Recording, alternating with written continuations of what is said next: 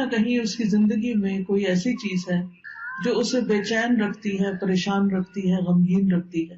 اس میں ہوتا یہ ہے کہ انسان پھر اپنی صلاحیتوں، قوتوں، طاقتوں سے جو اللہ تعالیٰ نے اس کو دی ہیں ان سے وہ بھرپور فائدہ نہیں اٹھا سکتا. تو سب سے پہلی بات تو یہ ہے کہ سوال یہ پیدا ہوتا ہے کہ یہ غم آتے کیوں ہیں، غم محسوس کیوں کرتا ہے انسان، یہ پریشانیاں، یہ مشکلات، یہ تکالیف ہماری زندگی میں کیوں ہیں. تو اس سلسلے میں جب ہم قرآن مجید کی طرف رجوع کرتے ہیں تو پہلی بات ہمیں یہ پتہ چلتی ہے کہ اللہ تعالیٰ نے انسان کو امتحان کے لیے پیدا کیا، اس لیے وہ اس انسان پر طرح طرح کی آزمائشیں اور مشکلات بھیجتا رہتا ہے تاکہ وہ دیکھے کہ انسان ان میں کرتا کیا ہے، انسان کا طریقہ کیا ہے. قرآن مجید میں آتا ہے سورۃ الملک، جو ہر روز رات کو آپ پڑھتے ہیں، کیونکہ نبی صلی اللہ علیہ وسلم رات کو سورۃ الملک اور سورۃ الف لام میم السجدہ پڑھے بغیر سویا نہیں کرتے تھے، یہ آپ کی سنت ہے. یہ سورت قبر کے عذاب سے بچانے والی بھی ہے. اس سورت کے شروع میں اللہ تعالیٰ فرماتے ہیں تبارک الذی بیدہ الملک وہو علی کل شیء قدیر الذی خلق الموت والحیاۃ لیبلوکم ایکم احسن عملا وہو العزیز الغفور. بہت بابرکت ہے وہ ذات جس کے ہاتھ میں کائنات کی بادشاہت ہے اور وہ ہر چیز پر قادر ہے. وَهُوَ عَلَى كُلِّ شَيْءٍ قَدِيرٌ الَّذِي خَلَقَ الْمَوْتَ وَالْحَيَاةَ لِيَبْلُوَكُمْ. اس نے موت اور زندگی کو بنایا تاکہ تمہارا امتحان لے، تمہیں آزما کر دیکھے کیا اَيُّكُمْ أَحْسَنُ عَمَلًا، کہ تم میں سب سے اچھے کام کون کرتا ہے. وَهُوَ الْعَزِيزُ الْغَفُورُ، اور وہ زبردست ہے، غالب ہے، بخشش فرمانے والا ہے. تو اس سے یہ پتہ چلتا ہے کہ یہ زندگی ایک امتحان ہے، اور امتحان ایک مشکل چیز ہوتی ہے. اس میں ہمیشہ انسان کے حالات اس کی مرضی کے مطابق نہیں ہو سکتے. اس پر کہیں نہ کہیں سے کوئی نہ کوئی ایسی آزمائش، کوئی امتحان، کوئی تکلیف، کوئی تنگی آتی رہے گی تاکہ یہ دیکھا جائے کہ انسان کرتا کیا ہے. کیا پھر بھی یہ اللہ سے راضی رہتا ہے؟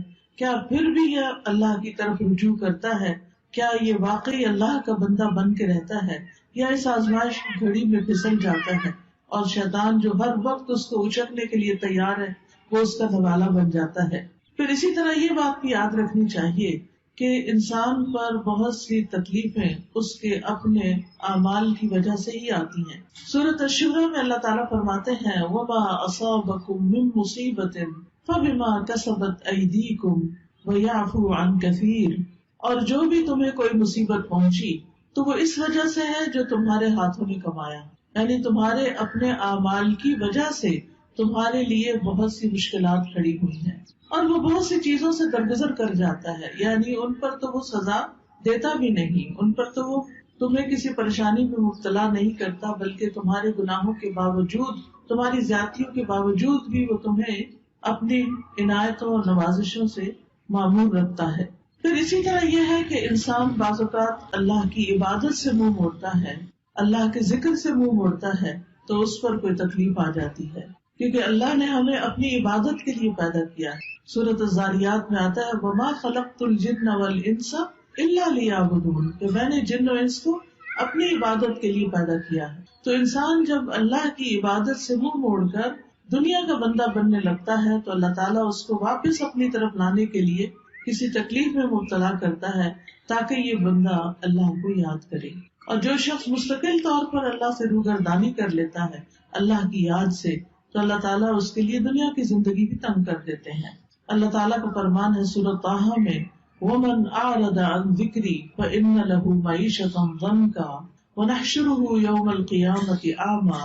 جو کوئی میرے ذکر سے منہ موڑے گا میں اس کی زندگی تنگ کر دوں گا اور قیامت کے دن اس کو اندھا اٹھاؤں گا. یعنی اس کی صرف یہ زندگی ہی نہیں پریشانیوں والی ہوگی بلکہ آگے بھی بڑی پریشانی ہے، یعنی اس کے لیے بہت بڑی مشکلات ہیں اگلی زندگی میں بھی. لیکن وجہ کیا ہے؟ وجہ ہے اللہ کے ذکر سے منہ موڑنا، اللہ کی یاد کا زندگی میں نہ ہونا. یہ انسان کے لیے پریشانی کا باعث بنتا ہے. سورۃ الزخرف میں اللہ تعالیٰ فرماتے ہیں مَن یعش عن ذکر الرحمن نقیض لہ شیطانا فہو لہ قرین. جو شخص رحمان کے ذکر سے آنکھیں بند کر لیتا ہے، ہم اس پر شیطان مسلط کر دیتے ہیں جو اس کا ساتھی بن جاتا ہے، اور شیطان پھر اس کو اللہ کے راستے سے روکتا ہے۔ جب انسان اللہ کا راستہ چھوڑ دیتا ہے اور اللہ کی نافرمانیاں کرنے لگتا ہے تو اللہ تعالیٰ پھر اس پر کوئی نہ کوئی امتحان بھیج دیتا ہے تاکہ یہ بندہ سوچے، غور کرے اور واپس اللہ کی طرف پلٹے۔ جب انسان اللہ کی عبادت سے روگردانی کرتا ہے تو دنیا میں بھی محتاجی کا شکار رہتا ہے، خواہ اس کے پاس بہت کچھ بھی ہو، لیکن اس کے دل کی محتاجی اور پریشانی نہیں جاتی۔ حدیث میں آتا ہے، اللہ سبحانہ وتعالیٰ فرماتے ہیں، حدیث قدسی ہے، صحیح ترمذی کی روایت ہے، اے ابن آدم، تم اپنے آپ کو میری عبادت کے لیے فارغ کر لو، میں تمہارے دل کو بے نیازی سے بھر دوں گا اور تمہاری محتاجی دور کر دوں گا۔ یعنی تم میری عبادت کے لیے وقت نکالو تو میں تمہارے دل کو غنی کر دوں گا۔ حالات تو نہیں بدلتے مگر دل کی حالت بدل جاتی ہے اللہ کی عبادت سے، دل مضبوط ہو جاتا ہے، دل کے اندر اللہ کا توکل آتا ہے، دل کے اندر ایسا یقین آتا ہے کہ انسان کو بڑی بڑی مشکلات بھی معمولی لگتی ہیں۔ اور جب دل میں ایمان نہیں ہوتا، توکل نہیں ہوتا، یقین نہیں ہوتا، امید نہیں ہوتی، مایوسی ہوتی ہے تو رائی بھی پہاڑ لگتی ہے، اور اس طرح مشکلات اور مصیبتوں کے پہاڑ ہر طرف اس کو کھڑے نظر آتے ہیں۔ تو اس کا حل کیا بتایا کہ اگر تم عبادت کرو گے تو میں تمہارے دل کو بے نیازی سے بھر دوں گا، تمہاری محتاجی دور کر دوں گا، لیکن اگر تم ایسا نہیں کرو گے تو میں تمہارے دونوں ہاتھ کاموں میں مشغول کر دوں گا اور اس کے باوجود تمہارا فقر دور نہیں کروں گا۔ یعنی تم سارا دن کام کرو گے، محنت کرو گے، لیکن پھر بھی تمہاری محتاجی اپنی جگہ کھڑی رہے گی، کیونکہ وہ دل کی محتاجی ہوگی نا، دل کے اندر پریشانی ہوگی۔ تو یاد رکھیے کہ صرف دنیا کی فکر کرنے سے معاملات سلجھنے کی بجائے بگڑنے لگتے ہیں۔ صرف دنیا دنیا دنیا، ہر وقت صبح اٹھتے ہی دنیا کی فکر، دن کو دنیا کی فکر، رات کو سوتے ہوئے دنیا کی فکر۔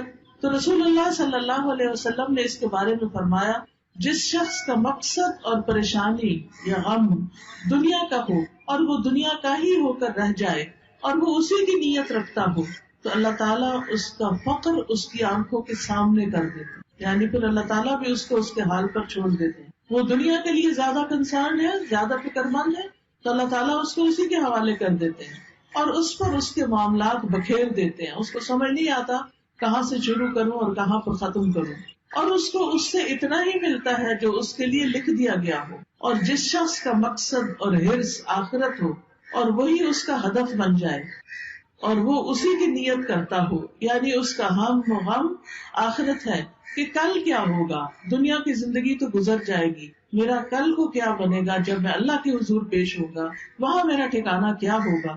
جو شخص اس فکر میں مبتلا ہو جاتا ہے تو اللہ تعالیٰ اس کے دل میں غرار ڈال دیتے ہیں، دنیا کی طرف سے اس کا دل مطمئن کر دیتے ہیں، اس کے معاملات کو یکجا کر دیتے ہیں اور اس کو پھر اپنی حاجتوں کے لیے بھاگنا نہیں پڑتا، دنیا ذلیل ہو کر اس کے پاس آتی ہے۔ تو اس لیے ہم سب کو یہ دیکھنا چاہیے کہ ہم کس چیز کے لیے زیادہ فکر مند ہیں۔ دنیا تو چند دن کی ہے، دنیا کی حیثیت تو ایک مچھر کے پر برابر بھی نہیں۔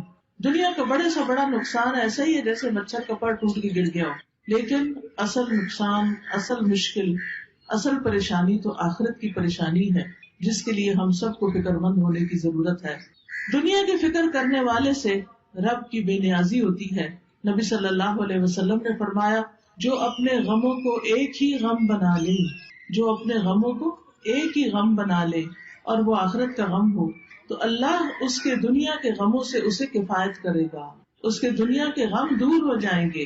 اور جس کو پریشانیاں ادھر ادھر بھٹکا کر لے جائیں، اللہ اس کی پرواہ نہیں کرے گا کہ وہ دنیا کی کس وادی میں ہلاک ہو کر دیتا ہے۔ تو اس لیے غموں سے بچنے کا، غموں سے نجات کا اصل طریقہ کیا ہے کہ دنیا کی بجائے آخرت کی فکر زیادہ لگا لی جائے۔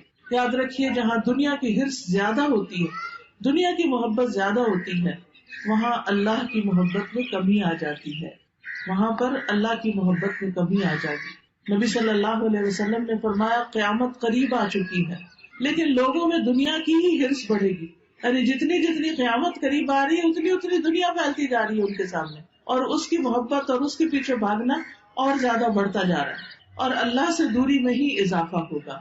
پھر اسی طرح ہم دیکھتے ہیں کہ جب ہم دنیا کو زیادہ امپورٹنس دیتے ہیں تو دنیا کا چھوٹا سا نقصان بھی انسان سے برداشت نہیں ہوتا، لیکن جب انسان یہ سمجھتا ہے کہ کوئی بات نہیں، یہ چیز چلی گئی تو ہم بھی تو اللہ کی طرف جانے والے ہیں، جیسا کہ سورۃ البقرہ میں آتا ہے وَلَنَبْلُوَنَّكُمْ بِشَيْءٍ مِّنَ الْخَوْفِ وَالْجُوعِ وَنَقْصٍ مِّنَ الْأَمْوَالِ وَالْأَنفُسِ وَالثَّمَرَاتِ وَبَشِّرِ الصَّابِرِينَ الَّذِينَ إِذَا أَصَابَتْهُم مُّصِيبَةٌ قَالُوا إِنَّا لِلَّهِ وَإِنَّا إِلَيْهِ رَاجِعُونَ أُولَٰئِكَ عَلَيْهِمْ صَلَوَاتٌ مِّن رَّبِّهِمْ وَرَحْمَةٌ وَأُولَٰئِكَ هُمُ الْمُهْتَدُونَ کہ اللہ سبحانہ تعالیٰ کی طرف سے آزمائش تو ہوگی، امتحان تو ہوگا، لیکن ایسے موقع پر جو یہ کہے انا للہ و انا الیہ راجعون کہ بے شک ہم اللہ کے لیے ہیں اور اسی کی طرف لوٹ کر جانے والے، تو ایسے لوگوں پر اللہ کی رحمت اور نوازشیں ہوتی، اللہ کی رحمت ہوتی اور ایسے لوگ ہدایت پانے والے ہوتے۔ تو بات یہ ہے کہ تکلیفیں تو آئیں گی، یہ تو اللہ تعالیٰ نے خود ہی فرما دی کہ ہم ضرور آزمائش کریں گے، ضرور امتحان لیں گے، خوف سے، بھوک سے، جان مال پھلوں کی کمی سے، لیکن خوشخبری ہے صبر کرنے والوں کے لیے۔ یعنی جب ان کی زندگی میں کوئی چیز کم ہوتی، مثلاً کوئی بچہ فوت ہو گیا، بہن بھائیوں میں سے کوئی چلا گیا، کاروبار چلا گیا، کوئی کاروبار میں نقصان ہو گیا، جاب چلی گئی، کوئی اور حادثہ ہو گیا کہ جس سے بڑا نقصان ہو گیا، تو اب یہ سب چیزیں تو زندگی میں روز کا معمول ہے، کبھی کوئی چیز پیش آتی ہے، کبھی کوئی چیز پیش آتی ہے۔ تو بتایا گیا کہ وہ ایسے موقع پر کیا کہتے ہیں اور کیا کرتے ہیں، انا للہ و انا الیہ راجعون، یعنی وہ اللہ کی طرف رجوع کر لیتے ہیں اور صبر کے ساتھ کیا کہتے ہیں کہ بے شک ہم بھی اللہ کے لیے اور اللہ ہی کی طرف واپس جانا ہے۔ یعنی جو ہمارا کوئی رشتہ دار چلا گیا یا مال چلا گیا یا کوئی اور یعنی کہ کوئی کھیتوں میں یا کاروبار میں یا کسی کیے ہوئے کام میں کوئی نقصان ہو گیا، تو وہ کہتے ہیں اس میں بھی کوئی خیر ہوگی، اس میں بھی میرے لیے اجر ہے، اس میں بھی کوئی بھلائی ہے، میرا کوئی پیارا چلا گیا لیکن میں اللہ سے امید نہیں چھوڑوں گی کیونکہ اللہ ہے نا۔ حتیٰ کہ اگر کسی عورت کے شوہر بھی فوت ہو جائے اور اگر اس کا اللہ پر بھروسہ ہو تو اس موقع پر بھی اللہ تعالیٰ اس کا دل تھام لیتا ہے، اور وہ کیا سوچتی ہے کہ ایک انسان تو گیا ہے مگر اللہ تو زندہ ہے۔ اللہ لا الہ الا هو الحی القیوم، اللہ ہے نا۔ ٹھیک ہے انسانوں کی کمی کوئی انسان اور پوری نہیں کر سکتا، شوہر کی کمی کوئی بھی پوری نہیں کر سکتا، نہ ماں باپ، نہ بہن بھائی، نہ بچے، لیکن اس سے بڑھ کر بھی تو کوئی ہستی ہے نا، اور وہ اللہ کی ہستی ہے۔ اللہ لا الہ الا ہو، اللہ وہ ذات جس کے سوا کوئی الہ نہیں، الحی جو زندہ ہے، جس کو کبھی موت نہیں آنی، القیوم جو قائم ہے، جسے کسی سہارے کی ضرورت نہیں بلکہ وہ باقی سب کو بھی قائم رکھنے والا ہے۔ تو جب وہ ہستی موجود ہے، اللہ سبحانہ وتعالیٰ ہے، تو پھر فکر کس بات کی؟ اس نے تو میرے دنیا میں آنے سے پہلے میرے رزق کا انتظام کیا، ماں کے سینے میں دودھ اتار کے۔ اس نے تو مجھے پیدا ہونے کے بعد جب میرے دانت بھی نہیں تھے، کچھ کھانے کے قابل بھی نہیں تھا، کچھ ہاتھ پاؤں بھی ہلا کے نہیں پکڑ سکتا تھا، اس وقت بھی میرے رزق کا اہتمام کیا تھا، انتظام کیا تھا، وہ اب بھی کرے گا۔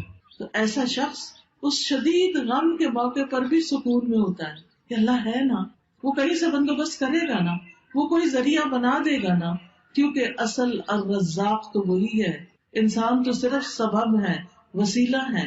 ایسا شخص کبھی بھی دل نہیں ہارتا، ایسا شخص کبھی بھی اپنے حواس نہیں کھوتا، ایسا شخص کی زندگی سے کبھی امید نہیں جاتی۔ اور آپ نے دیکھا ہوگا کہ کتنے ہی بچے ہیں جو یتیم پلے ہیں لیکن وہ بڑے بڑے لوگوں سے آگے نکل گئے، دنیا کی بڑی بڑی مشہور ہستیاں بن گئے۔ باپ کی کمی سے ان کی زندگی میں سب کچھ ختم نہیں ہو گیا، اللہ نے دوسرے ذرائع سے ان کی مدد کی، کیونکہ اصل اسباب تو اللہ کے ہاتھ میں ہے اور تمام چیزیں وہی پوری کرنے والا ہے۔ یاد رکھیے اللہ کے پاس ہر مسئلے کا حل ہے، وہ ہر چیز پر قدرت رکھتا ہے۔ لہذا رنج اور غم سے، مشقت اور پریشانی سے نجات پانے کے لیے سب سے پہلا کرنے کا کام کیا ہے؟ اللہ پر بھروسہ، اللہ سے مضبوط تعلق، اللہ پر ایمان، یقین، توکل، اس سے امید، اسی کا ڈر اور اسی کی طرف لوٹ کر جانے کی فکر۔ یاد رکھیے دنیا کے سارے خزانے اللہ کے ہیں، سارے خزانوں کا مالک وہ ہے۔ وَلِلَّهِ خَزَائِنُ السَّمَاوَاتِ وَالْأَرْضِ وَلِلَّهِ مُلْكُ السَّمَاوَاتِ وَالْأَرْضِ، آسمانوں کی بادشاہت، زمین کی بادشاہت ساری کی ساری اللہ کے پاس ہے۔ وَاللَّهُ عَلَى كُلِّ شَيْءٍ قَدِيرٌ، اور اللہ ہر چیز پر پوری طرح قادر ہے، پوری قدرت رکھتا ہے۔ لہذا کیا یقین رکھنا ہے کہ سارے خزانے تو اس کے پاس ہیں، مجھے اس سے مانگنے ہیں. لہذا انسان سب انسانوں سے نظر ہٹا کے اللہ سبحانہ تعالیٰ کی طرف امید رکھتا ہے، اس سے مانگتا ہے، یا اللہ تو میرا رازق ہے، تو پتھر کے اندر ایک کیڑے کو بھی رزق پہنچاتا ہے، تو کیا مجھے نہیں رزق دے سکتا؟ آسمان و زمین کی مخلوق کو دے رہا ہے، تو دن رات دے رہا ہے اور کوئی کمی نہیں واقع ہوتی تیرے رزق میں، تو کیا مجھے نہیں دے سکتا؟ تو مجھے بھی دینے والا ہے. لہٰذا جو شخص اللہ پر یقین رکھتا ہے وہ ہر غم ہر تکلیف میں اللہ کی طرف رجوع کرتا ہے، اللہ کی طرف پلٹتا ہے، اور اس کو یہ یاد رہتا ہے کہ ہر مسئلے کا حل اللہ کے پاس ہے. اللہ سبحانہ تعالیٰ کے سامنے اپنی حاجتیں رکھے، سجدے میں رو کر پکارے اس کو کہ اللہ تو مدد کر. کوئی بھی مسئلہ ہے جو آپ کا، اس کو سامنے رکھ کے، کیونکہ اللہ تعالیٰ فرماتے ہیں اَمَّن يُجِيبُ الْمُضْطَرَّ إِذَا دَعَاهُ وَيَكْشِفُ السُّوءَ، بھلا کون ہے جو لاچار کی فریاد رسی کرتا ہے جب وہ اسے پکارتا ہے اور اس کی تکلیف کو دور کرتا ہے. کوئی اور ہے؟ نہیں، کوئی بھی نہیں. آپ دیکھیں کہ جب انسان غمگین ہوتا ہے، دکھی ہوتا ہے، پریشان ہوتا ہے، اس کی آنکھوں سے آنسو جاری ہوتے ہیں، تو پاس پڑے ماں باپ بھی سو رہے ہوتے ہیں، باقی دنیا بھی آرام کر رہی ہوتی ہے، ہر کوئی اپنے مسئلوں میں پریشان ہوتا ہے، لیکن آپ کا رب جاگتا ہے. لا تأخذہ سنۃ ولا نوم، نہ اس کو اونگ آتی ہے نہ اس کو نیند آتی ہے. سب سوتے ہیں لیکن وہ جاگتا ہے. وہ رات کو بھی، وہ دن کو بھی، وہ صبح بھی، وہ شام بھی آپ کی دعائیں سنتا ہے.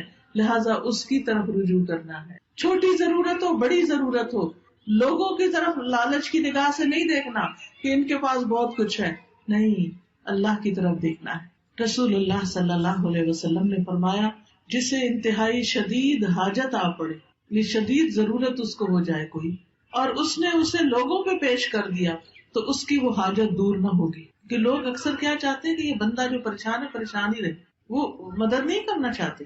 لوگ عموماً دوسروں کو دکھی دیکھ کے خوش ہوتے ہیں. تو اس لیے جب کوئی ضرورت پیش آئے سب سے پہلے اللہ سے دعا کریں، پھر اللہ لوگوں کے دل میں ڈالے گا کہ وہ مدد کریں آپ کی. تو حدیث میں آتا ہے کہ جسے انتہائی